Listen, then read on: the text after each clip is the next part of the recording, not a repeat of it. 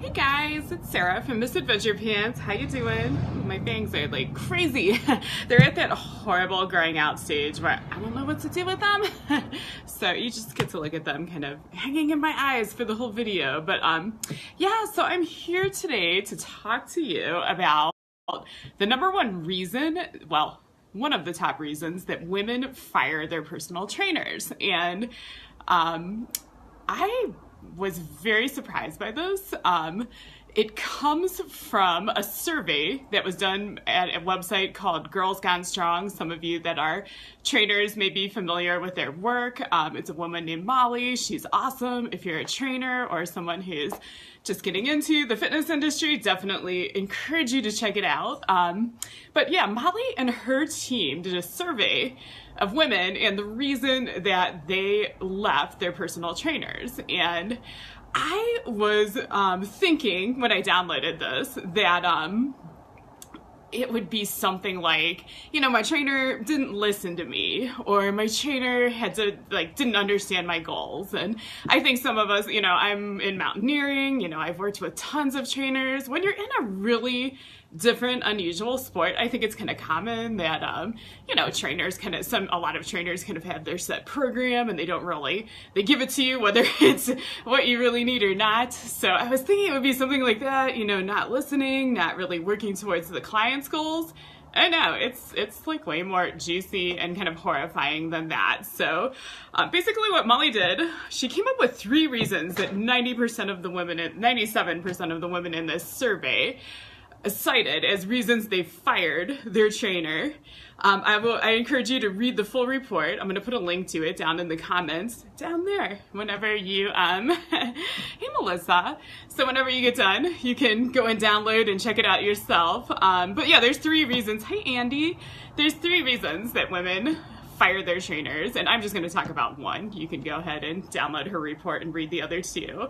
But it's not even something about like not listening or goals. The number one reason, or the first one that she lists, is body shaming. I mean, can you believe that? You go to a trainer, and hey Alan, and yeah, so you go to a trainer, you are all stoked to get in shape for your sport, or maybe you're a mom that just had a baby and you're trying to lose fat, and you know, you're, no matter what, you're like kind of putting your body and your body image in this person's trust, and they're saying things to you. She actually, in the report, talks about some of the things people said, and the number one that pissed me off was telling endurance athletes, which all of us mountaineers were endurance athletes, telling them they're skinny fat. And I about blew my lid when I saw that. I was like, you know, I've climbed up to 20,000 feet, you know, with this body, and you cannot see my abs when I stand in front of the mirror. I won't show you right now. I won't torture you with that, but yeah, like, I guess I'm skinny fat. Like, you know, I'm not like super toned all the way through, but you know, my body does what it's trained to do, and you know, that just really enraged me. I can't believe that a person in that position of trust would abuse it like that. So, and apparently this happens a lot. It's you know, not just a few bad apple trainers. There's more than a few out there doing and saying things like this. So, oh, and I'm super curious, by the way, this report talks specifically about women. I wonder if this happens to men as well. She only talks to women, but yeah, I'm super curious if anyone watching, you know, wants to weigh in, if you have any experiences, or, you know, if you want to message me on Facebook, I would be super curious to hear the male point of view on this, because I suspect it's just as true for men as for women. Interestingly, when she asked if the person making the body shaming comments, yeah, it is the worst. Thank you, Melissa. Yeah.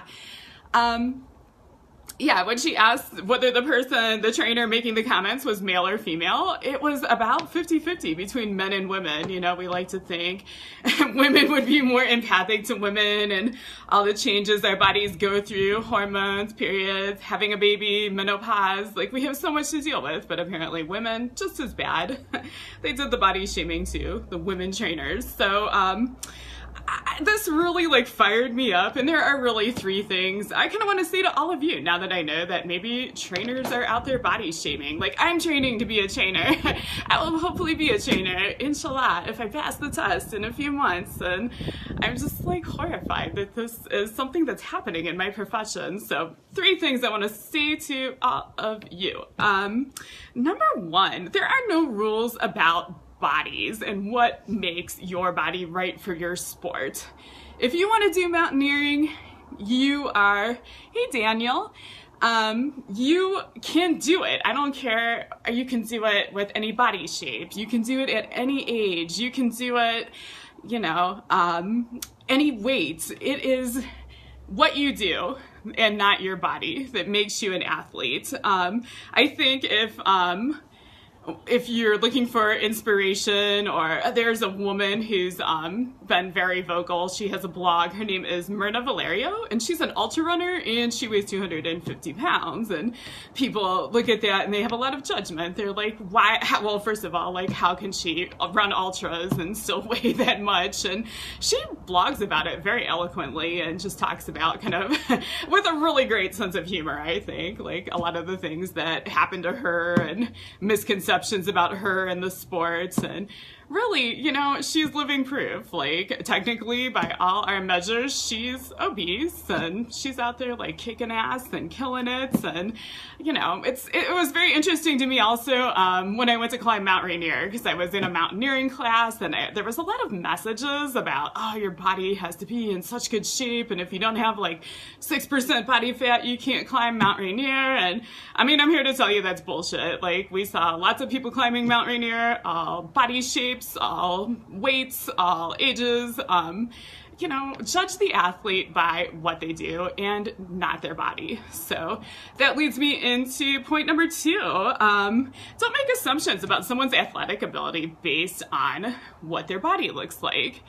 I know when I was in that mountaineering class, I didn't have the same body as a lot of the women, and people were always coming up to me and trying to give me training advice and being like, oh, well, you need to start working out as if, I work out a lot. Like, those of you who know me know I work out like 12 hours a week right now, which is actually not normal. I'm actually maxing out for Mount Olympus right now. But yeah, like, I just am enraged that people look at other people and think you can tell anything about their workout regimen by looking at their body, because it's just not true, demonstrably.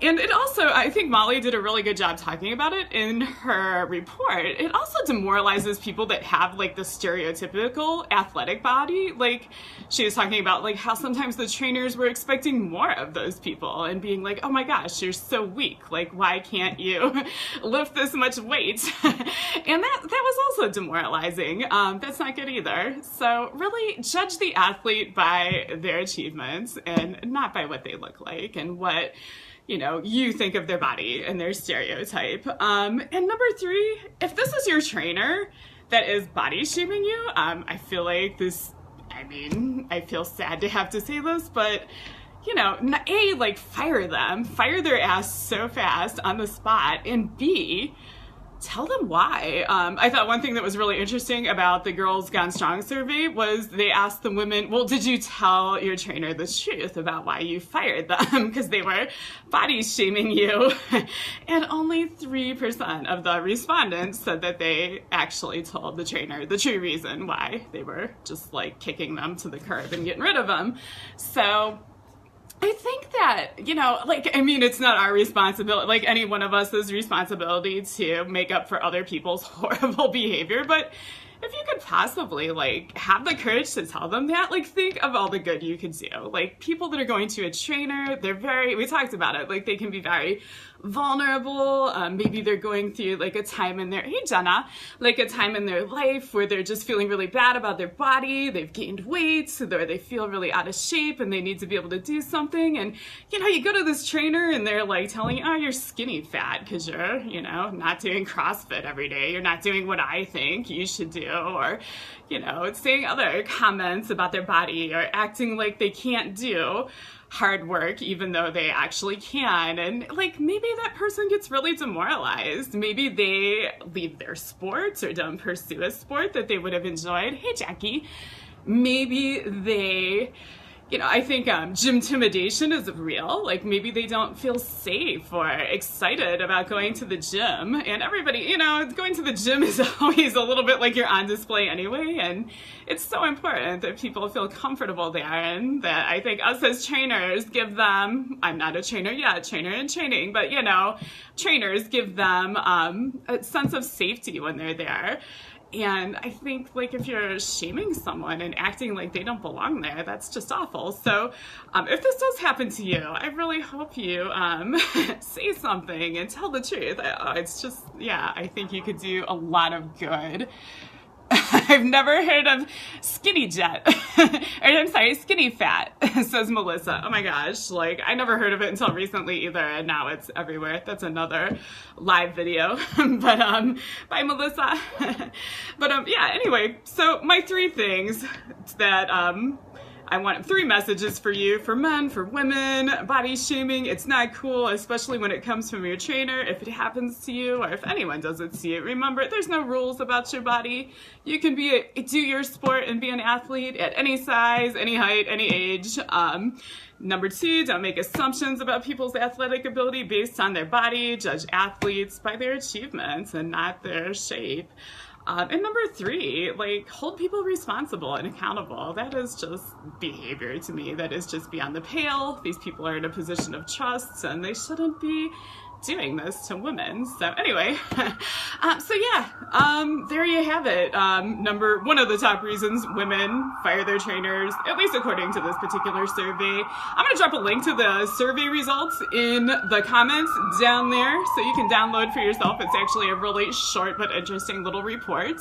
Another thing I wanted to mention, of course, for women, this is for women, and maybe if you know a woman, I and Adventures of Fox in the Forest, one of my best blogger buds, we have just launched our book, which is a backpacking skills and survival. It's a backpacking and survival skills manual for women. So if you know anyone that could benefit from that, I will also drop a link in the comments. Definitely check it out. It's a lot of fun. It's us. It's raw. It's kind of irreverent, but I think you guys know how it goes. You've been on this page for long enough. So check it out if that's something you're interested in, or feel free to tag other women that might be interested. And I am going to go ahead and pack for teaching tomorrow. So thank you so much for tuning in. It's always good to talk to you, and I will talk to you soon.